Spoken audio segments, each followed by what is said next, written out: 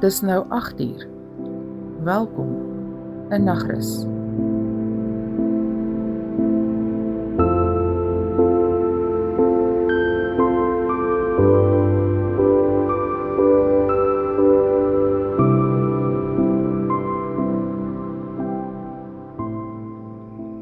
Ons begin sommer met die weer.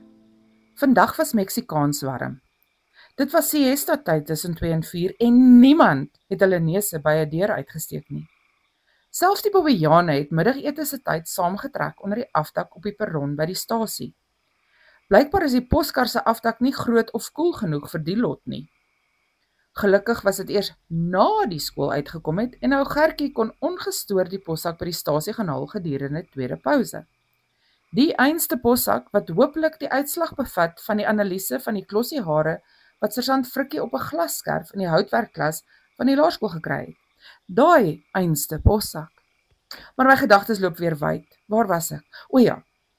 Volgens Giel van die weerstasie op Sandkop is daar darm lafenis op die horison. Donderwolke trek saam van Alexanderbaai se kant af en ons mag dalk nie reën kry nie, maar dit gaan beslis hierdie versengende hitte breek. Selfs al reën dit net in Springbok, kan ons dalk bietjie water in die Wegtrekrivier sien sypel. In ander nuus, die groot skoonmaak by Kerkstraat nommer 3 het uiteindelik begin. Die rotnes is verwyder en die oorblywende stank word deur ammoniak verdun. Ek hoop net al twee klanke sal deur die emaljeverfreuk verdryf word. Die nuwe plafondpanele sal blykbaar môre ingesit word. Dan sal die plek 'n nuwe laag verf kry en behoort ek teen die naweek daar te kan intrek. Ek weet nie wat in Kerkstraat nommer 2 en nommer 4 gedoen gaan word nie, maar hopelik sal dit daar ook beter ryk teen môre. In omgewingsake. Tandrali rapporteer dat hoë hakkies en ronde brilletjies reeds voor sonop die vlakte in is op soek na drolle. Tandrali het hulle gemaan om sonskerm aan te sit en genoeg water saam te vat. Sy sê die twee juffroukies het haar net skeef aangekyk. Dom as strante stadchapies. In elk geval, Bertus, ons spietkop en bokdrol spoegkampioen, het hulle gewaarsku om nie te verdwaal en op die bombaan te beland nie. Tensy hulle wil opeindig soos die swerm Adidas. Hulle was gelukkig voor son onder terug en ons het nie nodig gehad om 'n soektog van stapel te stuur nie.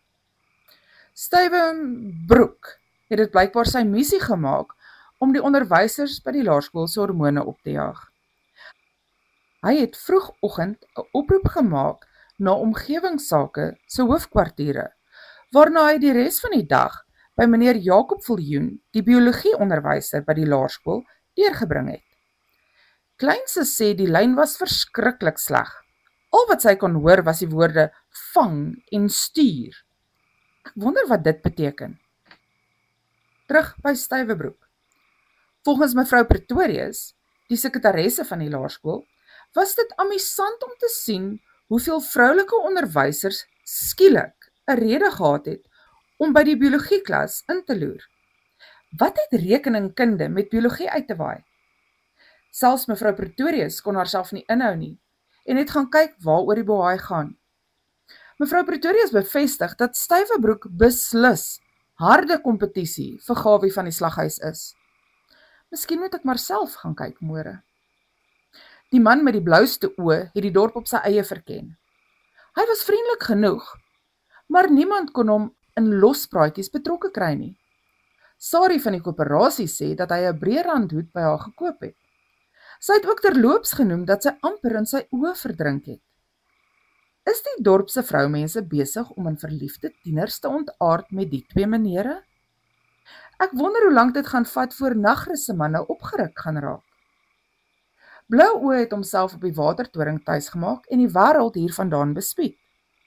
Hy het selfs deur die knallendste hitte van die dag nie sy uitkykpunt verlaat nie. Gewonder die plek ryk soos Old Spice en nie ou gaans nie.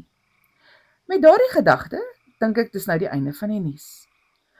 'n salige nagrus.